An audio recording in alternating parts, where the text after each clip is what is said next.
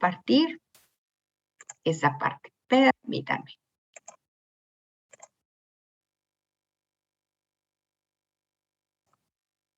De cómo usar los meses sin intereses. Yo soy Sofía Macías, autora de Pequeño Cerdo Capitalista, y hoy te voy a dar las reglas para que no metas la pata.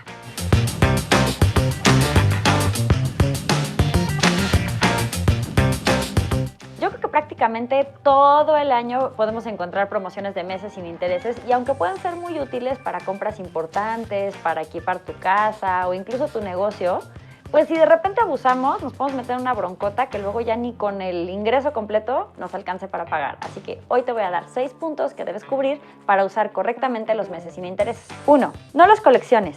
Hay mucha gente que de plano se agarra los meses sin intereses como si fueran feria y meten hasta el chicle a 18 meses sin intereses, y obviamente después, pues ya entre tantos meses sin intereses juntos, ya no pueden pagar la cuenta. Así que prioriza, usa esto únicamente para cosas que realmente son relevantes para ti, que te conviene financiar y que a lo mejor por el monto pues no podrías pagar de contado. 2. Recuerda que son facilidades de pago, no descuentos. Mucha gente ve el tema de meses sin intereses y cree que eso en sí mismo ya es una super ganga, y entonces como que no le da tanto interés a lo que está comprando, sino simplemente que está aprovechando una promoción. Así que acuérdate que es una facilidad de pago.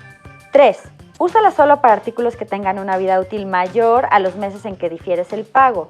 La verdad es que no tiene caso meter un celular a 36 meses sin intereses si tú eres el típico super geek que le encanta cambiar al año. O los regalos de 14 de febrero que vas a seguir pagando y a lo mejor ya estás con el susodicho. Sé muy puntual en los pagos. Si tienes promociones a meses sin intereses, debes de pagar estas promociones y también el saldo mínimo. Y además ser puntual con tus pagos, porque si se te va una semana, días, lo que sea, pues lo que tenías a meses sin intereses se integra en tu saldo y, valga la redundancia, te empiezan a cobrar intereses sobre lo que no lo tenía. No te sobreendeudes. Echa numeritos antes de firmar cualquier cosa a meses sin intereses, porque acuérdate que todas tus deudas deben de quedar en un máximo de 30% de tus ingresos. Si sobrepasas este límite, puedes empezar a tener problemas para pagar. Aléjate de las tentaciones.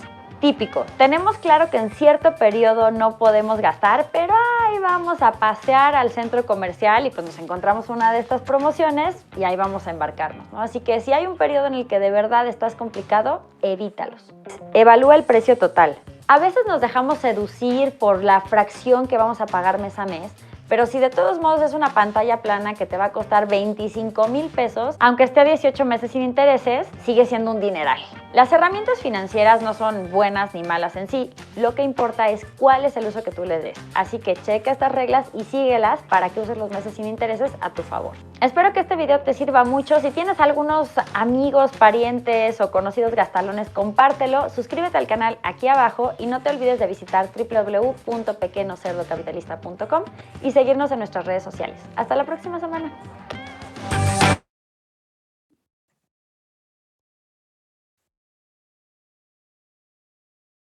Y listo, meses sin intereses, ¿verdad? Y pareciera que nos emocionamos y todo lo demás. Esto es parte, pues, de nuestras finanzas personales. Y sí, la invitación es de que compartámoslo. Nuestros papitos a veces compran a meses sin intereses, ¿verdad? A veces pensamos que es la gran promoción. Es más, nosotros andamos navegando por allí en internet viendo todas las cosas que nuestros ojitos bellos desean y estamos viendo a ver si hay promociones, ¿verdad? A meses sin intereses. Y entonces hay algunas reglas y básicas que tenemos que seguir. Yo me voy a quedar con poquitas de las que dijo Sofía Macías. Una, no coleccionarlos, ¿verdad? Entonces todo pedirlo a meses sin intereses, porque llega el cierre del mes y el pago que tengo que hacer, pues ya se juntó el mes sin interés de la despensa, el mes sin interés de la tele, el mes sin intereses del videojuego que quise, el mes sin intereses del libro, etcétera, etcétera, etcétera. Y resulta que mi pago mensual ya es impagable. Entonces, en vez de haber utilizado esta promoción de manera adecuada, de esta forma de pago, que bien lo subrayaron, no es un descuento, solamente es una promoción de formas de pago, pues se acumula, ¿verdad? Pero algo muy importante que sí nos lo debemos ya de entender muy bien, porque ya vimos cómo se hace una depreciación de un bien. Vimos un cuadrito aquí de cómo elaboro la depreciación fiscal y también vimos que algunos bienes se deprecian de una manera mucho más rápida que otra, ¿verdad? Y entonces la recomendación que nos dieron fue nunca comprar, ¿verdad? Bienes vaya, que vayan a durar menos tiempo, o sea, que los desecho, los consuma, menos tiempo que la promoción. Es decir, bienes que si voy a comprar a 12 meses sin intereses, a 18 meses sin intereses, resulta que me los voy a acabar antes. Es decir, compro un pastel enorme, compro una rosca enorme de estas que hacen fila y cola, que tienen chantilly y demás, que cuestan más de 2,000 pesos para 20 personas, y entonces resulta que lo pongo a meses sin intereses y me lo como en una tarde con mi familia. Y termino pagando, pues a meses sin intereses, mes tras mes, tras mes, etc. Entonces, por lo menos, si voy a comprar algo que sea meses sin intereses para poder utilizar esta forma de pago, que dure más del periodo de que voy a pagar. Quiere decir que la recomendación la diríamos en términos contables. Compra activo fijo, ¿verdad? Que te dure mucho más y que todavía lo tengas en existencia, ¿sí? Cuando termines de pagar tus meses sin intereses para que valga la pena. Es decir, que puedas disfrutar de tu artículo mucho más allá de la promoción. Si en 18 meses voy a cambiar mi celular, pues no tiene caso que yo me haga un pago de 18 meses, ¿verdad?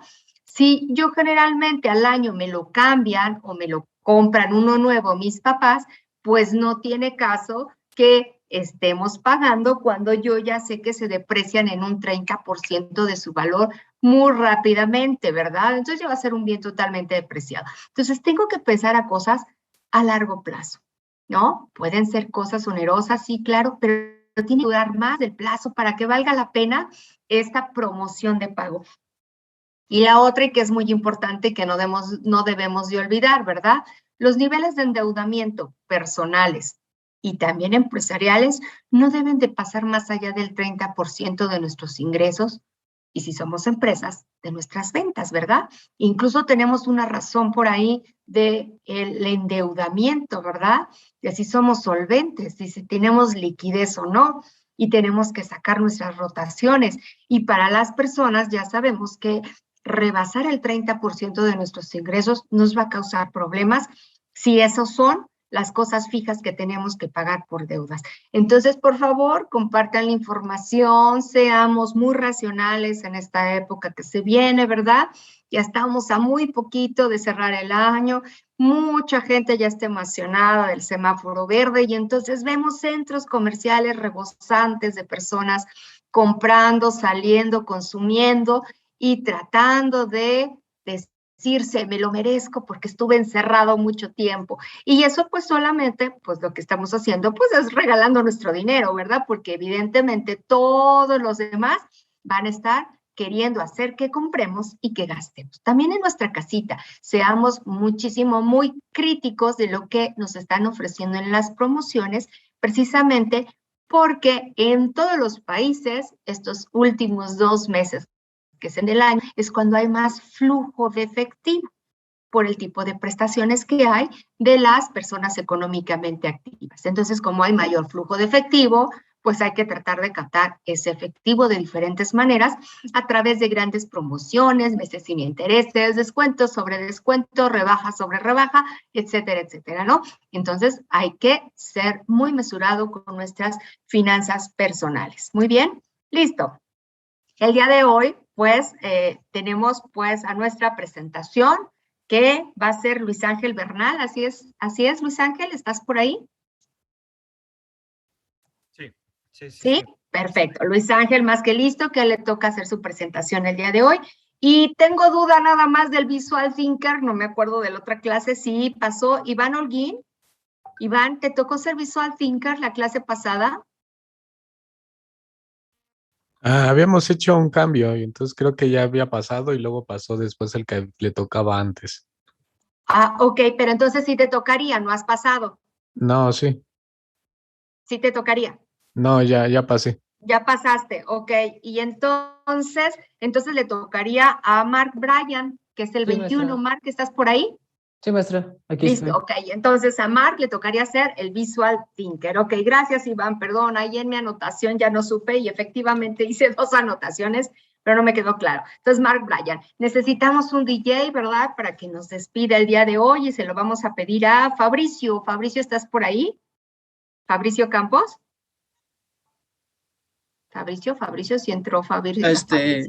Fabricio le están cambiando su internet, pero dice que se conecta ya como a media clase, profesora. Ok, y entonces no lo estresamos ahorita y entonces me voy con José Ángel Espinosa, ¿está por ahí? Sí, aquí estoy. Ok, José Ángel, ¿me ayuda haciendo el DJ el día de hoy? Sí. Perfecto, entonces José Ángel va a estar a cargo de nuestra selección musical para despedirnos. Y muy bien, ¿qué cosas se nos quedaron pendientes? Bueno, pues teníamos que subir, ¿verdad? Y ya lo hicieron ayer todos los equipos, muchas gracias. Pues prácticamente las 3 prácticas, la una que lo hicimos aquí de manera conjunta y la 2 y las 3 que tenían que ver con estados de resultados pro forma, en donde yo hacía 2, ¿verdad? El que ya tenía uno de ellos costos fijos, costos variables, bueno, no es cierto, puros costos fijos vimos en esta ocasión. En el ejemplo que está en el post está con costos variables y nuestro balance general por el método de juicio crítico. Y dijimos que estamos todavía en el tema de análisis horizontal. Y el análisis horizontal tenía que ver la comparación entre periodos, ¿verdad? No de un solo periodo, sino entre periodos, de manera transversal. Y para ello había varios métodos. Uno de ellos era tendencias y presupuesto, que es lo que se conjunta que estamos viendo en los estados de resultados pro forma. Los supuestos que nos dan, pues son tendencias o son hipótesis que yo hago a futuro y son parte de este análisis horizontal. Pero aprendimos, o ya lo tenemos ahorita muy bien aprendido, es que cuando yo hago el balance general pro forma, encuentro una nueva cuenta, ¿verdad? Que esa nueva cuenta que se pone al final del capital contable es la cuenta niveladora que nos habla de si voy a requerir financiamiento externo o no para mi proyección de ventas que hice. Y que eso me habla de niveles de liquidez, solvencia, si voy a estar presupuestando, solicitando dinero o no, etcétera. Entonces, esa cuenta, dependiendo si sale positivo o negativo, me ayuda a tomar decisiones de muchas maneras, tanto las internas de la empresa como para solicitudes de préstamos. Entonces, mi análisis en estados financieros pro forma se centra principalmente en el resultado de esa cuenta, ¿verdad? En este tipo de proyecciones, pero que me va a decir si voy a tener la liquidez o el financiamiento para poder costear todos los cambios que dije que iba yo a hacer en mis proyecciones. Entonces, seguimos en este tema de análisis. Muy bien, pues como parte de estos métodos horizontales, también tenemos una nueva herramienta que vamos a ver el día de hoy que se llama punto de equilibrio. Y el punto de equilibrio nos tiene que quedar muy claro. Yo espero que todo el mundo haya podido ver el post del Teams, la explicación, que hayan podido desarrollar. Mi sugerencia es que desarrollen a cuaderno el ejercicio para que lo tengan muy claro. Finalmente es una aplicación de una fórmula, compruebo y tengo 2 maneras de comprobar. Comprobar de manera aritmética, de acuerdo a la primera parte del estado de resultados, que mi utilidad bruta me tiene que salir 0 y yo ya sé que eso se hace mediante ventas menos costo de ventas. Y entonces, en este caso, para comprobar que lo que yo saque en punto de equilibrio sea correcto, pues me tiene que salir 0 o muy cercano al 0 en el caso de los centavos, ¿verdad? Y la otra forma es por el método gráfico, en el que yo tengo que encontrar precisamente esa intersección en donde precisamente no gano ni pierdo como empresa. ¿Y por qué es una herramienta? Es una herramienta de análisis también de un método horizontal, pero va a utilizar unos conceptos que yo ya he venido manejando, algo de fijos y variables, y también me va a estar hablando de costos fijos y gastos variables. Y entonces, ¿qué diferencia hay? Eso es lo que vamos a estar viendo hoy, pero lo vamos a ver después de la presentación, en este caso de Luis Ángel. Así que, Luis Ángel, por favor, te escuchamos tu presentación. Entonces, vamos a hacer... Les puse un videito que no vamos a ver todo, solamente vamos a ver la introducción, porque este es trabajo que ya ustedes estarán haciendo de manera personal para que con calmita ustedes chequen conceptos y demás. Pero me interesa ver esta primera parte. Así que déjenme compartirlos para empezar a revisar algunos conceptos que sí tenemos que revisar. O ver que no haya dudas, ¿verdad? Comparto. Bueno, este también ya lo tienen arriba en Teams y es hablar del punto de equilibrio cuando se trata de un solo producto, ¿verdad? ¿Cómo le hago para encontrar este? Pero vamos a ver la parte conceptual solamente. A continuación, Es el punto de equilibrio cuando se trata de un solo tipo de producto. Es importante familiarizarnos con algunos términos que ocuparemos durante el desarrollo del tema. Empecemos con los costos y los gastos. Los costos y gastos variables son aquellos que están relacionados con el volumen de producción y ventas. Por ejemplo, la materia prima, la mano de obra de estajo, la energía eléctrica, el gas y las comisiones por unidad vendida, por mencionar algunos. Cabe destacar que si no hay producción y ventas, no hay costos y gastos variables. El costo variable unitario es el costo de producir y vender solamente una unidad. Los costos y gastos fijos son aquellos que siempre están presentes, son constantes, se generan, haya o no producción y ventas. Tal es el caso de los sueldos, la renta, el pago de intereses y la depreciación del activo fijo. El costo total es la suma de los costos fijos más los costos variables. El margen de contribución lo explicaremos con un ejemplo. Pensemos en una paletería que vende al mes 10,000 paletas a un precio de venta unitario de 15 y obtiene 150,000 pesos de ventas. Cada paleta tiene un costo variable de 7. Si se multiplica por el total de las paletas, entonces nos da el costo variable total.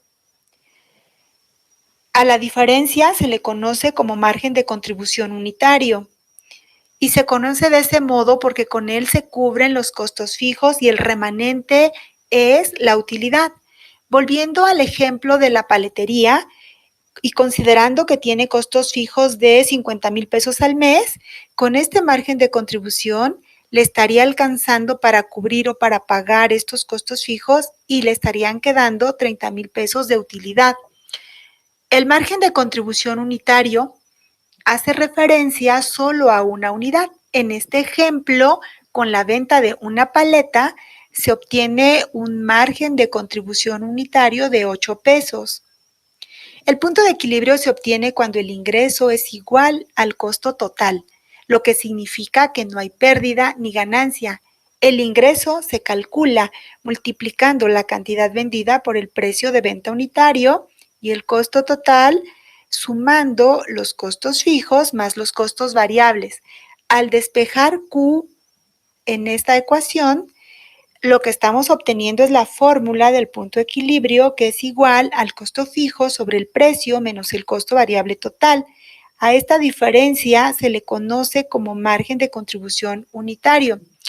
Entonces, y hasta ahí nos vamos a quedar. Y hasta ahí nos vamos a quedar, que son como los conceptos básicos y que en realidad son muy sencillos si los analizamos. Recuerden que siempre utilizo también el ejemplo de las famosas paletas de arroz, ¿verdad? Y entonces, lo que quiero que nos quede clarito el día de hoy es que hay dos cosas diferentes, los costos y los gastos. Y en ambos puedo tener fijos y variables. ¿Ok? Eso no hay vuelta. Y lo mismo pasa en casa para cualquier cosa. Tengo costos fijos y tengo gastos fijos y también tengo costos variables y evidentemente gastos que son variables. Entonces, la diferencia es primero entre un costo y un gasto. Entonces, un costo, en mi ejemplo de las paletas que siempre vendo, es aquellas paletas de arroz en las que preparo en mi casa y que las voy y las vendo de casa en casa. Entonces, en ese ejemplo, los costos, para que lo anoten en su libreta, esa es una gran diferencia. Los costos tienen que ver con los materiales o la materia prima que utilizo para producir mi paleta. Ese es un costo. Aquellos materiales o materia prima que utilizo para producir mi paleta. En este caso, los costos tienen que ver con la leche que utilizo, con el palito de madera que le pongo a mi paleta, ¿verdad? Con el arroz, porque son paletas de arroz con leche congeladas, ¿verdad? Con la canelita que le pongo, ¿verdad? Entonces, esto que estoy utilizando para crear este producto como tal, es parte de mi costo. O sea, aquello que tiene que ver con el producto. Mis gastos. Los gastos no tienen que ver o no tienen relación directa con el producto. pero sin ellos, pues tampoco puedo ni venderlo, distribuirlo, ni comercializarlo. Es decir, yo necesito un refrigerador para que las paletas se congelen, porque mis paletas son congeladas. La luz que tiene ese refrigerador que utiliza, incluso el propio refrigerador, la compra que hice yo del refrigerador, no la utilizo solamente para mis paletas. Ahí en mi refrigerador tengo varias cosas más que meto y guardo, ¿verdad? Y solamente utilizo el área del congelador para mis paletas, ¿ok? En el caso de este ejemplo casero. Entonces, la luz que utilizo para mi refrigerador, la inversión que utilicé para comprar ese refrigerador es parte de los gastos, ¿verdad? Pero también se acuerdan que es muy común que pues yo vaya a mi impresora y ya haga mi publicidad y la pegue en cada una de las casas que encuentre por ahí y en las tienditas más cercanas. Y les comenté que luego a veces uno puede hacer convenio con el de la tiendita y decir, te dejo unas cuantas paletas para que me las puedas vender y tú te ganes una comisión. Y entonces esta publicidad que pongo de llámame a mi celular, te las llevo a tu domicilio, etcétera, etcétera, ustedes ven todo este tipo de publicidad todo el tiempo.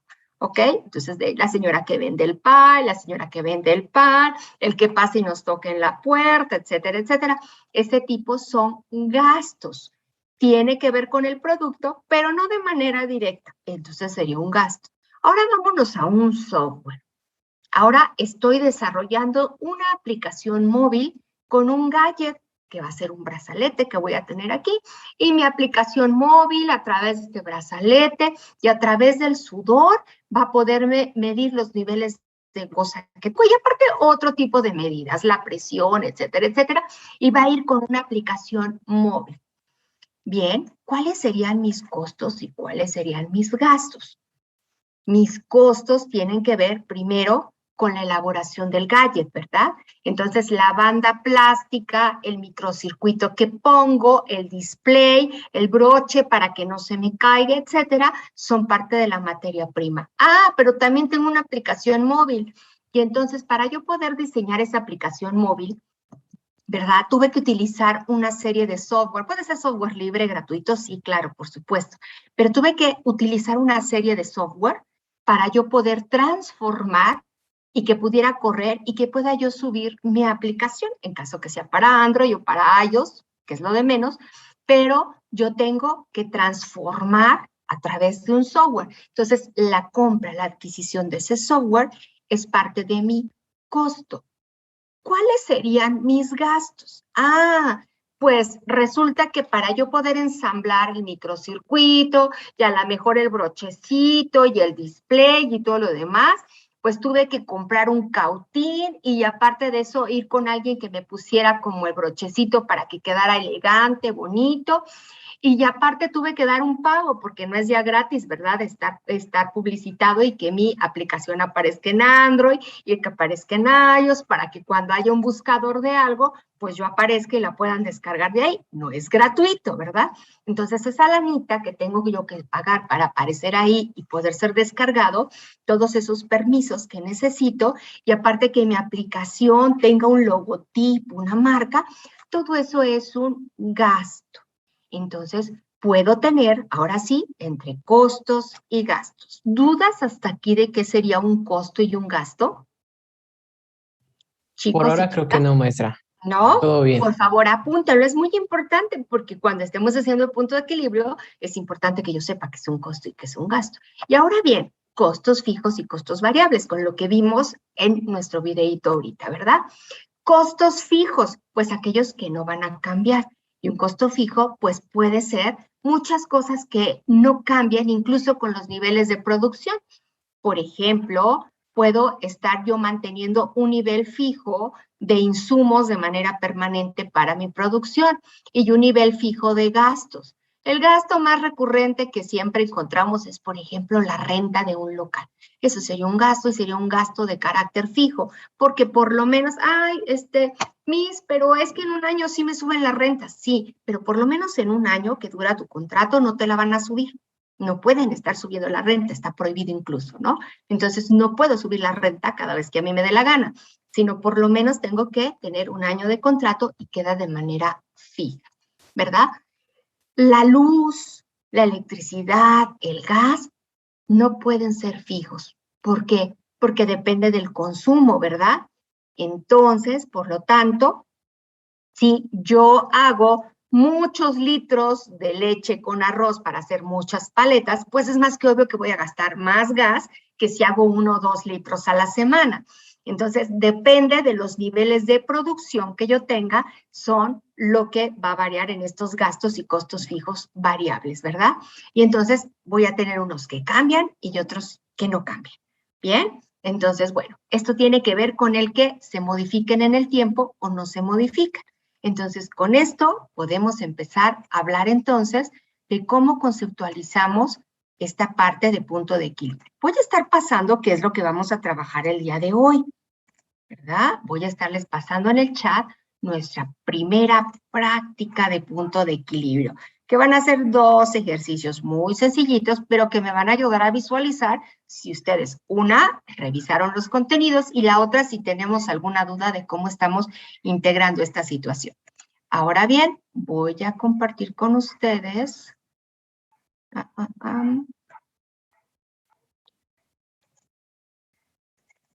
la práctica precisamente de qué vamos a hacer y qué vamos a trabajar, ¿verdad? Porque la idea es de que ya tenemos fórmulas, ya tenemos varias cosas, etcétera. Vamos a ver qué va a ser. Bien, vamos a desarrollar por equipos de trabajo fijos, ¿ok? Porque vamos a subir también nuestra práctica. Vamos a empezar a armar prácticas ahora sí, ¿verdad? Son 2 ejercicios muy sencillitos, ¿ok? Si vimos el video explicativo, si tomamos las notas, pues evidentemente yo ya sé cuál es la fórmula del punto de equilibrio, ¿verdad? Y que vamos a tener que graficar también. Entonces dijimos que había 2 métodos, ¿verdad? Uno, compruebo de manera aritmética que los datos que estoy obteniendo de punto de equilibrio en cantidad y en dinero sean correctos. Y la otra es que lo grafico para ver el punto de intersección, ¿verdad? Y esto lo aprendí desde fundamentos económicos que pongo en el eje de las ordenadas y en el eje de las abscisas, ¿verdad? Ok, entonces, ejercicio número 1. Se van a fabricar mochilas escolares. ¿Y qué datos nos están dando? Nos están dando costos y gastos fijos mensuales. Aquí no los están revolviendo, no voy a tener que hacer nada, ¿verdad? Renta del local, el agua y el predio, el gasto del teléfono y los sueldos honorarios del contador y del personal administrativo, que no van a cambiar, que van a ser fijos en este caso, ¿verdad? Costos variables por unidad de producto. Por cada una de las mochilas voy a tener mis costos variables por unidad. ¿Y qué sí puede cambiar? Dijimos que los costos variables varían en función de la producción, ¿verdad? Tela por cada mochila y forro. Esto es lo que yo me gasto. Ojillos utilizados. Los ojillos son estos donde yo meto agujetas o meto el hilo, etcétera, y son como los espacios circulares, ¿verdad? El hilo, la energía eléctrica, que va a ser diferente, no es lo mismo la energía que utilizo para ensamblar una mochila que para ensamblar 50 o 100. El empaque de cada una de las mochilas, el pago a los trabajadores por cada una de las prendas que producen y la comisión a vendedores por unidad. Todos estos van a ser costos variables. ¿Qué me preguntan y qué tengo que determinar? ¿Cuál será el precio de una mochila si se estima producir 1000 mochilas mensuales, dejando un margen de utilidad sobre el costo del 25%? O sea, que ya me están diciendo cuál va a ser mi margen de utilidad y voy a producir 1000 mochilas, que son datos que necesito. ¿Cuántas unidades tengo que vender? O sea, punto de equilibrio en cantidad para vender y en donde yo ni gane ni pierda. ¿Y cuál va a ser el nivel de ventas? Cuando me hablan del nivel de ventas tiene que ser ¿y cuánta lana representa esa cantidad para que tú no gastes, o sea, absolutamente nada, ni ganes ni pierdas, que estés en equilibrio, no tengas utilidad? Ok, este es mi ejercicio 1. Ejercicio 2 va a ser muy similar, pero aquí vamos a hablar de cinturones de piel. Y entonces tengo los siguientes costos fijos: la renta, el agua, el predio, los sueldos de administradores. Y entre los costos variables, pues la piel del cinturón que va, el hilo que se utiliza, las hebillas, la mano de obra igual a destajo, ¿verdad? ¿Cuántos producen? Y las comisiones a vendedores. Y la misma pregunta, ¿cuántos cinturones debo producir y vender para que no gane ni pierda? O sea, en cantidad y en dinero. Y ya ambos ejercicios, 1 y 2, los voy a tener que comprobar, o sea, hacer la primera parte del estado de resultados para que mi utilidad bruta me dé 0 y aparte voy a tener que graficar, ¿verdad? ¿Dudas de lo que tenemos que trabajar, chicos? No. Profesora, No. tengo una pregunta. ¿Sí? Los En el escucho. segundo ejercicio, ¿cuál es el margen de utilidad que se espera respecto al costo? 25% igual en ambos. Vale, está bien. Gracias. 25% en ambos. Ok. Este sería también el repasito breve, ¿verdad? ¿Qué entendemos por punto de equilibrio? Pues es un término utilizado que viene desde la economía para definir ese nivel de ventas y en donde cubro los costos totales. Este es una definición muy sencilla y también puedo decir lo mismo, el nivel de ventas en donde no pierdo ni gano. Esa sería una buena definición también de punto de equilibrio, ¿no? O el nivel de ventas en donde cubro los costos totales y los costos totales están formados por fijos y variables. O sea, quiere decir que absorbo todo y no tengo ni ganancia en ese momento, pero tampoco pérdida alguna, ¿no? Esa es la parte importante. ¿Cómo tendré que graficarlo? Pues de esta manera, ¿verdad? Estamos hablando que este eje de las X siempre voy a poner la cantidad y en la parte de aquí los niveles de venta, o sea, los dineros, ¿no? La fórmula que ustedes ya conocen ahorita es que punto de equilibrio es igual a los costos fijos sobre mi precio de venta por unidad menos el costo de venta por unidad y entonces ya puedo tener mi punto de equilibrio en cantidad, por supuesto. Y aquí viene un ejemplo muy sencillito de si ya tengo estos valores, pues cómo lo determino, ¿no? Entonces esto ahorita también se los voy a pasar por el chat. Entonces los voy a mandar a salas por equipos fijos y voy a estar pasando a las salas para ver cómo estamos desarrollando nuestro primer ejercicio, nuestro primer pinino de punto de equilibrio, cómo lo estamos entendiendo, ¿ok? Así que empezamos. Y vamos a empezar, voy a armar nuestras 5 salas para irnos con nuestros equipos fijos.